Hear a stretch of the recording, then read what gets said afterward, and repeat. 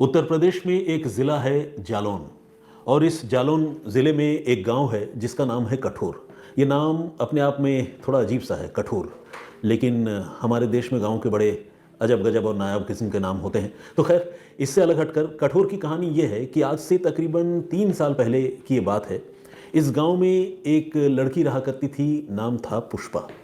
पुष्पा काफ़ी खूबसूरत और पढ़ाई लिखाई में उसकी काफ़ी रुचि थी। कुल मिलाकर एक आइडियल गर्ल जिसे आप कह सकते हैं, आदर्श लड़की, वो पुष्पा थी। इस पुष्पा की शादी जो है, जैसा कि मैं आपको बता रहा हूँ, आज से 3 साल पहले हुई। और उस समय पुष्पा की उम्र थी यही कोई 26-27 साल के आसपास। शादी हुई पास के ही एक और गांव जिसका नाम है डाकोर। डाकोर में एक नौजवान रहा करता था, उसका नाम है ऋषि तिवारी। उसके साथ पुष्पा की शादी हुई। ऋषि तिवारी पेशे से एक किसान था और उसके पास 20 बीघे पुश्तैनी ज़मीन थी। तो ठीक ठाक ज़मीन थी और इस 20 बीघे में वो खेती किसानी किया करता था। रोटी दाल घर की चलती थी और ऊपर वाले ने किसी चीज़ की कोई कमी नहीं दी। शादी हुई, उसके बाद पुष्पा और ऋषि को 2 बच्चे भी हुए। दोनों बच्चों की परवरिश की जिम्मेदारी अब पुष्पा और ऋषि के ऊपर थी। पुष्पा हालांकि पढ़ना चाहती थी और उसने इंटरमीडिएट तक की या +1 तक की पढ़ाई की थी और इसके बाद उसका ग्रेजुएशन जस्ट स्टार्ट हुआ। लेकिन जब 2 बच्चे हुए तो 2 बच्चों की परवरिश की जिम्मेदारी चूंकि माँ पर सबसे ज़्यादा होती है, तो पुष्पा ने और उसके पति ऋषि ने यह तय किया कि ठीक है, अब आगे एडुकेशन पर परसू करने का जाने की ज़रूरत नहीं है। तो दोनों ने ये कॉल लिया कि अब पुष्पा जो है और आगे पढ़ाई करेगी नहीं। हालांकि वो बीएससी की तैयारी कर रही थी।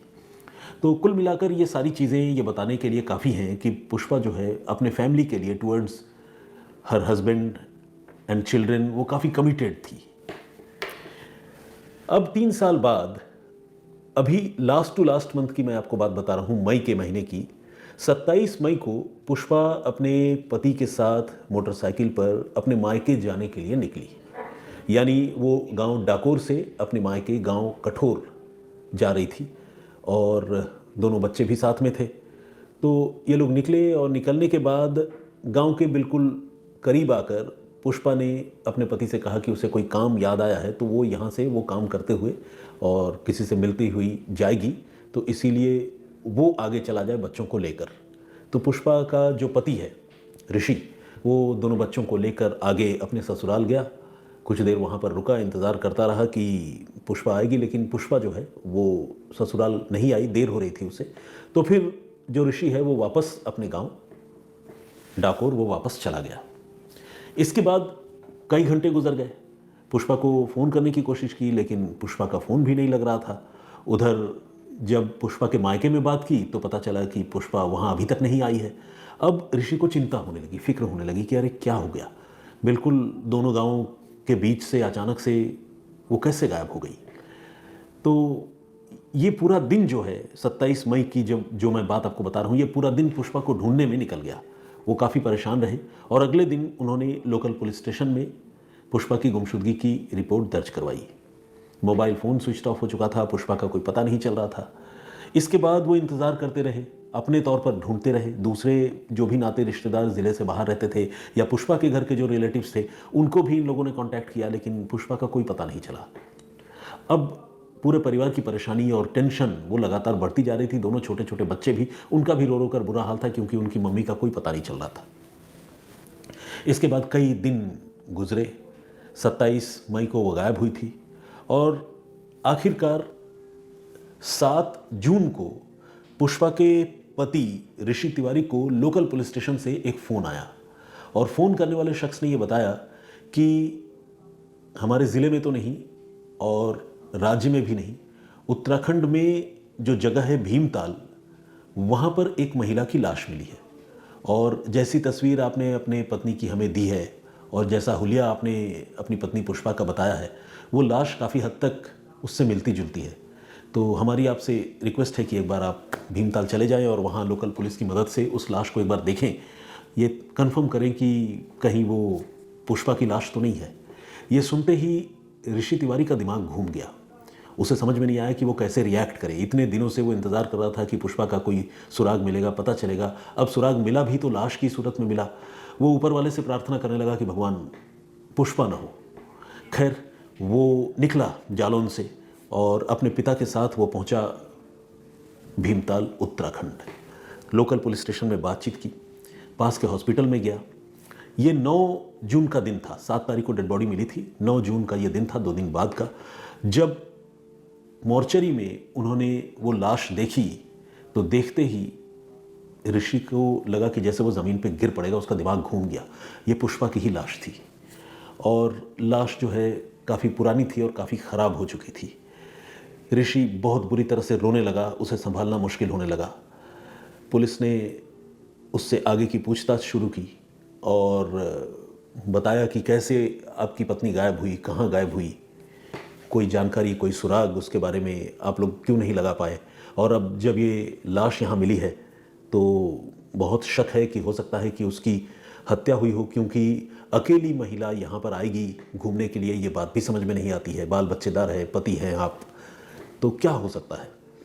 तो ऋषि जो है वो बड़ा क्लूलेस था, उसे समझ में नहीं आ रहा था कि वो पुष्पा की मौत की वजह या जिम्मेदार किसको माने, क्या करे। हालांकि उसके मन में कुछ खटका या आशंका जैसी चीज़ तो थी, लेकिन वो खुलकर इन बातों को बता नहीं पा रहा था, क्योंकि जब तक सच्चाई सामने नहीं आ जाए वो क्या करे। बहुत परेशान था वो। तो खैर पुलिस ने अब पुष्पा का जो मोबाइल नंबर है, उस मोबाइल नंबर की जो CDR है वो निकलवाई, और CDR निकलवाने के बाद बहुत बारीकी से उसकी जांच की।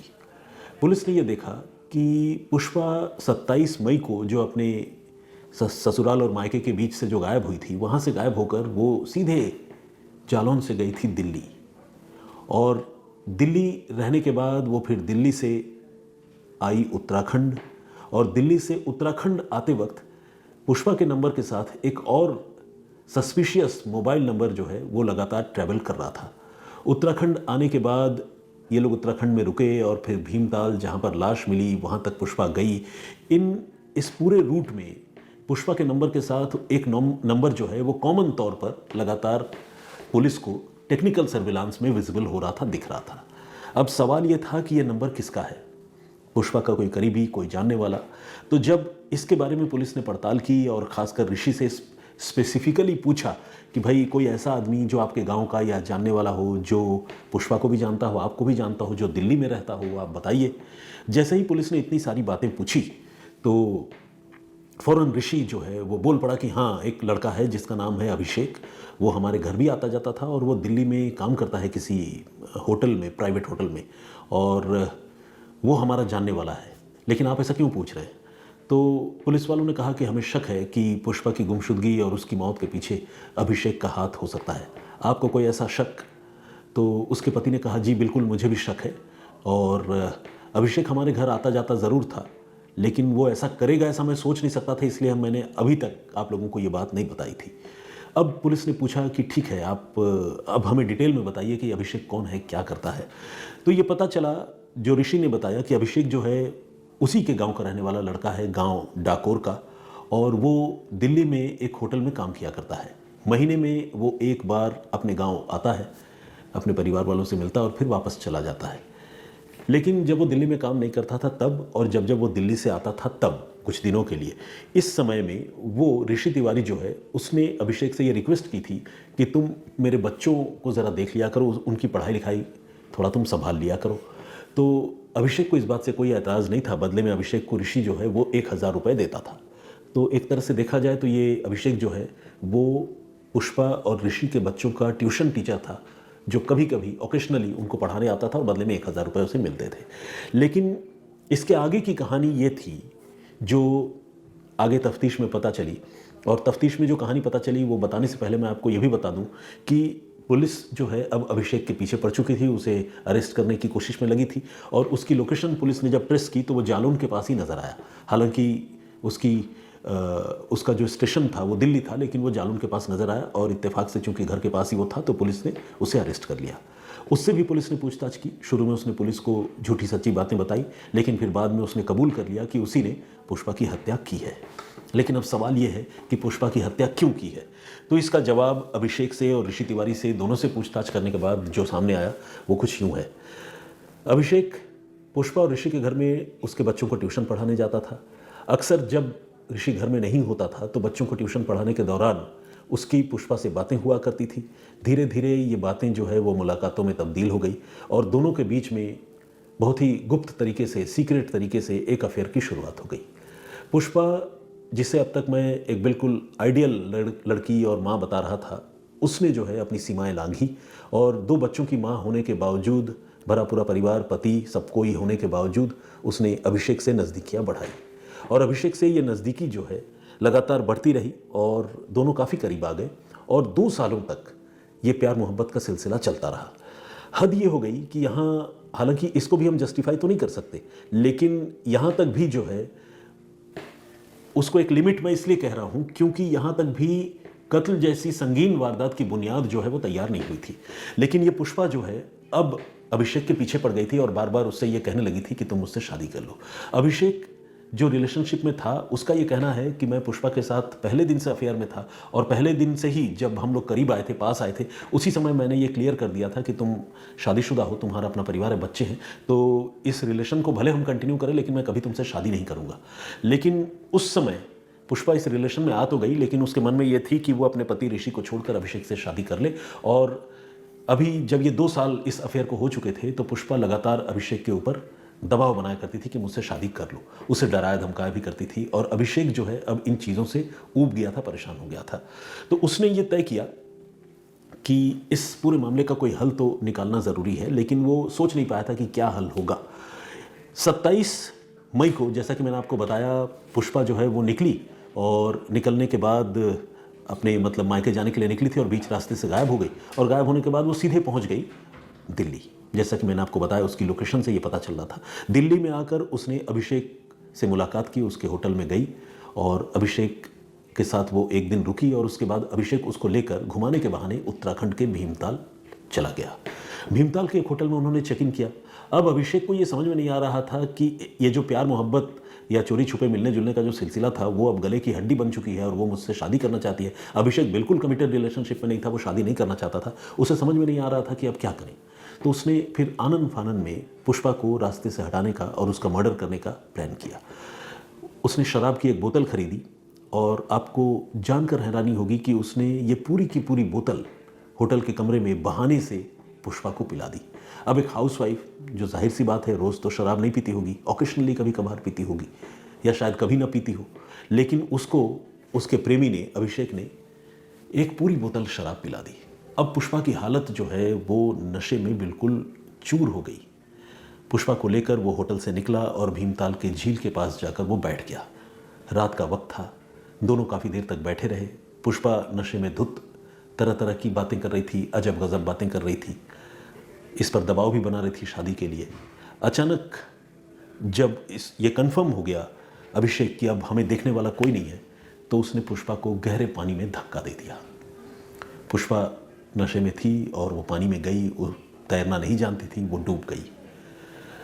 कुछ देर छटपटाने के बाद जब वो पानी में बिल्कुल समा गई, डूब गई और ऋषि को लगा कि, अभिषेक को लगा कि अब उसके बचने की कोई गुंजाइश नहीं है, तो उसका प्रेमी जो है वो वहाँ से फरार हो गया।